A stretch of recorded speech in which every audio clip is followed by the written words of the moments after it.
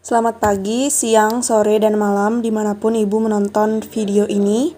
Pertama-tama, izinkan saya memperkenalkan diri terlebih dahulu. Perkenalkan, nama saya Niputu Diah Melina Tantri, nomor absen 26, kelas 11 MIPA 3 dari SMA Negeri 1 Sukawati. Nah, di video kali ini saya akan menjelaskan tentang materi tentang akar-akar persamaan polinomial. Nah, yang nanti saya akan bahas yang pertama itu adalah menentukan akar-akar persamaan polinomial, kemudian menentukan jumlah dan hasil kali persamaan polinomial. Nah, yang perlu diingat dalam mempelajari materi kali ini adalah bentuk umum persamaan polinomial an x pangkat n plus an min 1 x pangkat n min 1 plus sampai dengan plus a2 x pangkat 2 plus a1 x pangkat 1 plus a0, di mana a0 ini adalah konstanta sama dengan 0. Nah, yang pertama adalah menentukan akar-akar persamaan polinomial. Nah, sebenarnya apa sih itu akar-akar persamaan polinomial? Akar-akar persamaan polinomial adalah nilai variabel yang memenuhi persamaan polinomial, di mana kali ini kita akan belajar untuk menentukan nilai variabel dari persamaan polinomial tersebut agar bernilai benar. Nah, rumus yang digunakan adalah X sama dengan faktor konstanta per faktor koefisien dari variabel pangkat tertinggi.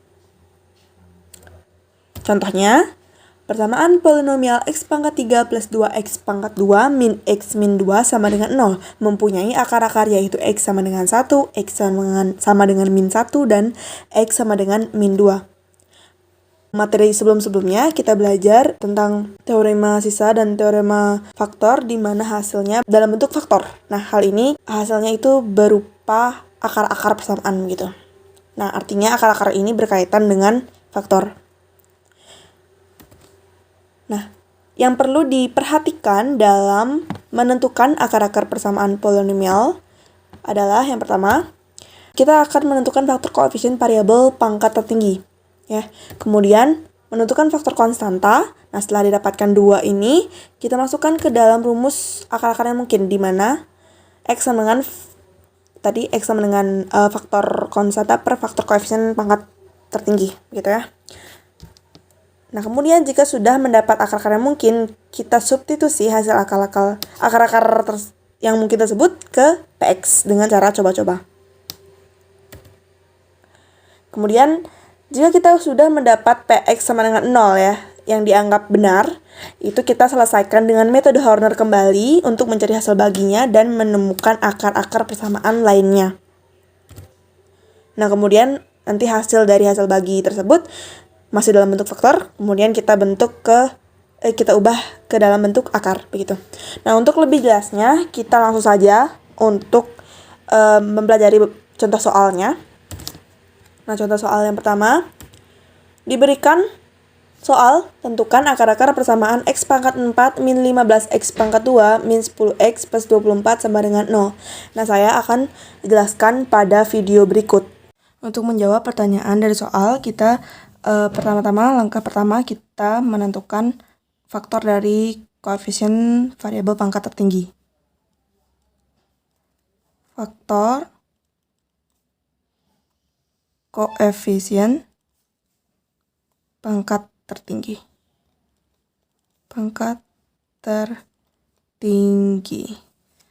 Karena di sini pangkat tertingginya itu x pangkat 4 dengan koefisiennya itu 1, maka faktornya tetap 1. Kemudian langkah kedua kita mencari faktor dari konstanta. Faktor konstanta itu 1, 2, 3, 4, 6, 8, 12, dan 24. Nah, setelah kita dapat ini, tentunya kita langsung masukkan ke dalam rumus menentukan akar-akar yang mungkin, di mana rumusnya adalah X sama dengan faktor konstanta per faktor koefisien pangkat tertinggi, ya. Nah, didapatkan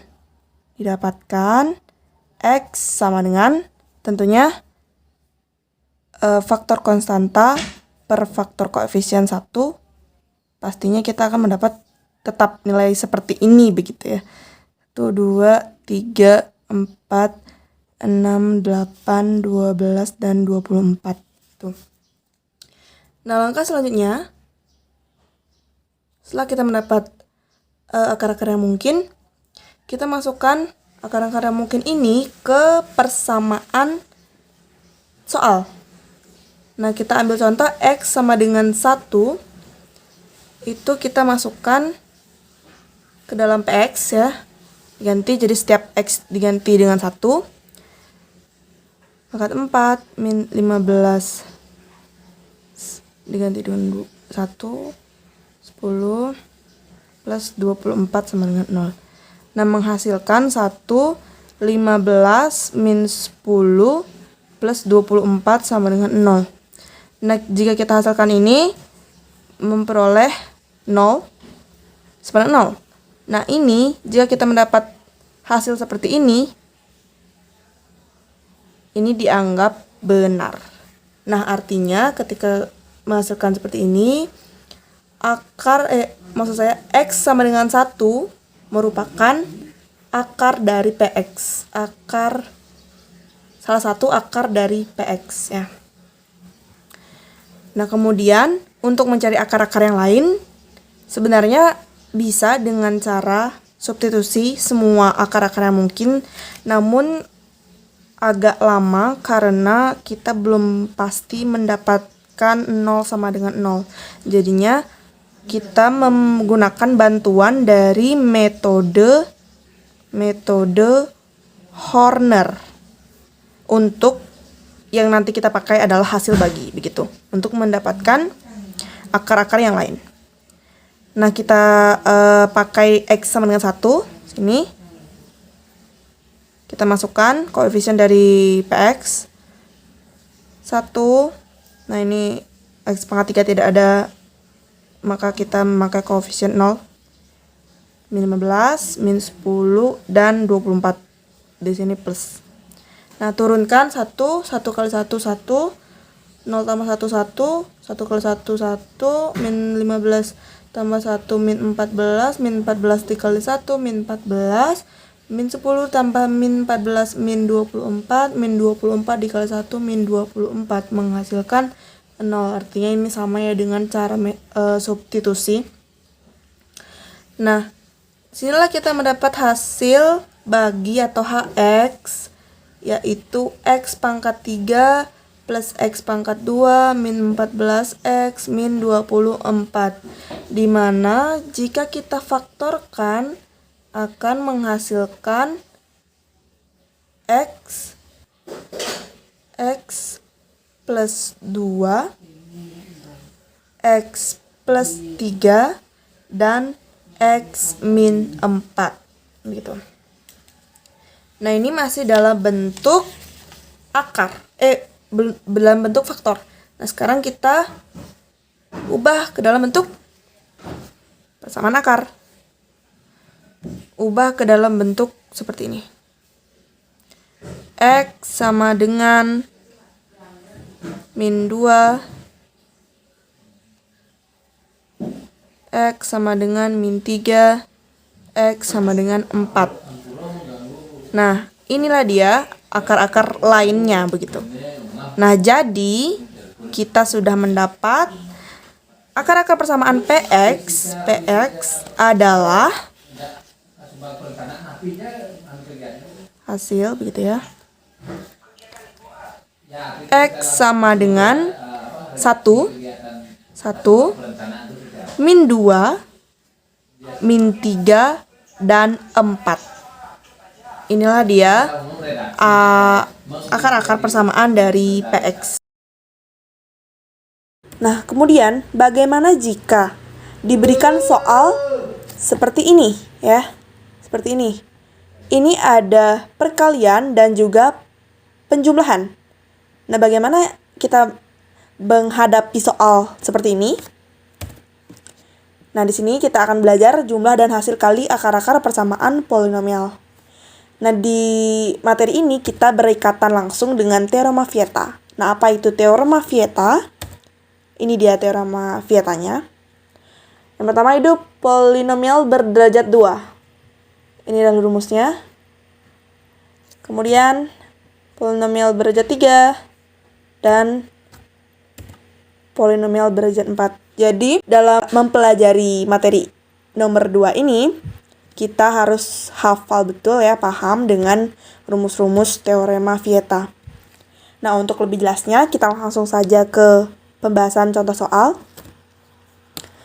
Contoh soal yang pertama, diberikan soal jika akar-akar persamaan polinomial x pangkat 3 min 2x pangkat 2 min 5x plus 6 sama dengan 0 adalah x1, x2, dan x3, maka nilai 3x1 plus 3x2 plus 3x3 sama dengan blank blank blank. Oke. Yang pertama, kita gunakan rumus ini. Kenapa kita menggunakan rumus ini? Lihat di sini pertanyaannya, maka nilai 3x plus 1, 3x plus 2, 3x plus 3 ini sangat mirip dengan ini. Nanti kita bisa olah. Kemudian penyelesaiannya, masukkan B dan A ya. Nah, di sini sudah terdapat persamaan di mana A adalah 1, B itu min 2, C min 5, dan D itu plus 6. Nah, jadinya kita masukkan nilai B itu min 2 ya, di sini min 2, dan A itu 1. Nah, artinya min 2 per 1 itu menghasilkan nilai 2. Kemudian, seperti yang sudah saya bilang tadi, kita ubah ini ya ke dalam ini, difaktorkan ya, begitu. Difaktorkan, kemudian nah, karena ini x1 plus x3 itu sama dengan nilainya dengan 2, maka kita masukkan angka 2 ke dalam persamaan ini. 3 dikali 2 sama dengan 6, maka hasilnya, maka nilai 3x1 plus 3x2 plus 3x3 sama dengan 6. Nah, ini contoh soal yang tingkat kesusahannya cukup mudah ya. Kemudian kita beralih ke contoh soal 2. Contoh soalnya 2, diberikan soal diketahui x1, x2, dan x3 adalah akar-akar persamaan polinomial x pangkat 3 min 2x pangkat 2 min 5x. Ini salah ketik ya, ini plus ya, plus k sama dengan 0. Jika x3 plus x1 sama dengan x2, maka nilai k sama dengan blank blank blank. Dan di sini pertama-tama kita menggunakan rumus ini. Oke, kita masukkan dulu B dan A. Oke, B dan A. B itu mana? Ini. Min 2. Kemudian A itu 1. Menghasilkan 2. Kemudian, nah, perhatikan dalam soal diketahui ini. X3 plus X1 sama dengan X2. Nah, artinya ini X1 plus X3 bisa kita ubah menjadi X2 ya, karena penjumlahan ini tidak apa-apa. Kita ubah ke dalam bentuk X2 gitu. Nah, jadinya X2 plus X2 sama dengan 0, sama dengan 2 begitu.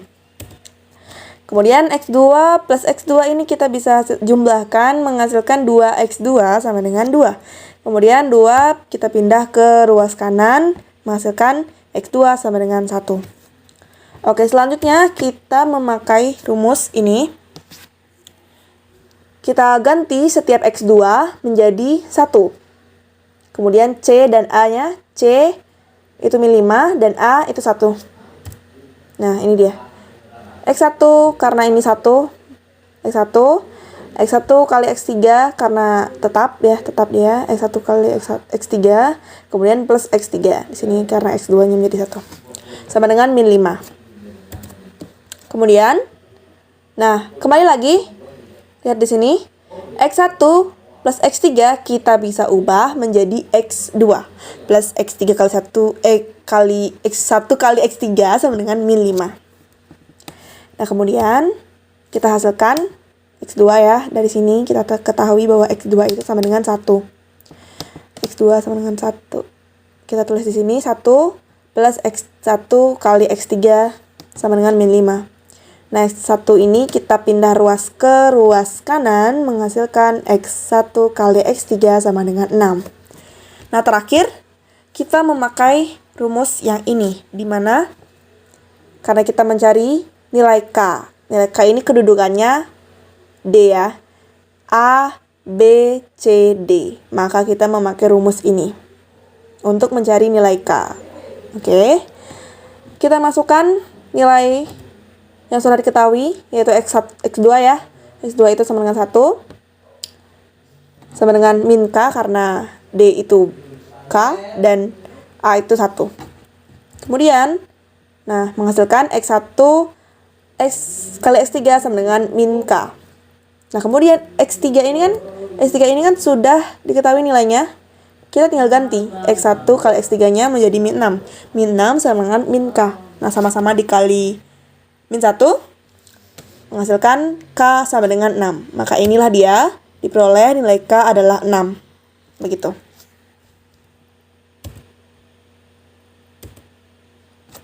Nah, sekian yang dapat saya sampaikan pada video kali ini. Semangat belajar, semoga video ini bermanfaat, dan mohon maaf apabila ada salah kata, bisa dikoreksi di kolom komentar. Terima kasih.